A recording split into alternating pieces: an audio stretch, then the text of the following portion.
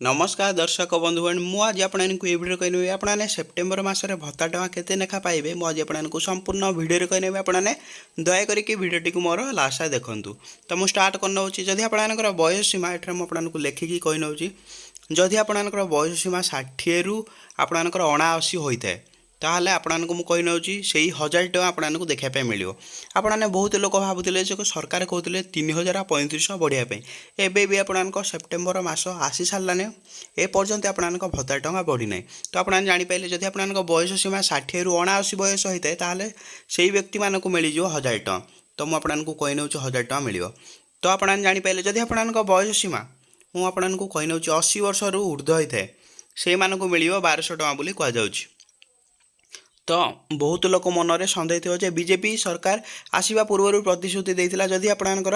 3500 टଙ୍କା बढ़िया बोली ए पर्यंत 3500 टଙ୍କା वृद्धि होना कहीं आप बजेट्रे भी उपस्थापन होता तथापि आप 3500 टଙ୍କା वृद्धि न होगी से 80 वर्ष ऊर्ध्व लोक मानक 1200 टଙ୍କା देखापी मिले बोली कहुच्छी। तो आपने जापारे जदि ता सहित आपंकर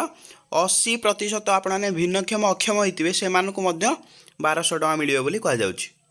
तो आपने जापारे 1200 टଙ୍କା आपको मिल ता सहित जदि आपने विधवा माँ मैंने होते से केते मिले मुझे कही नौ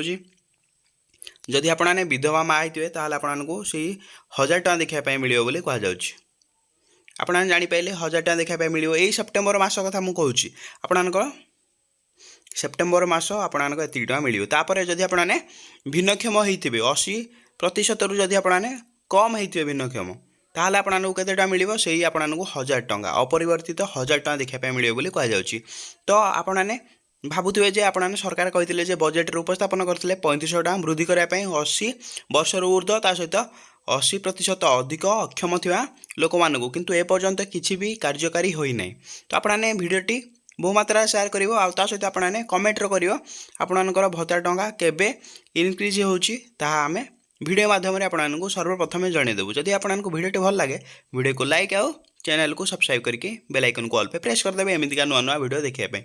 जय जगन्नाथ।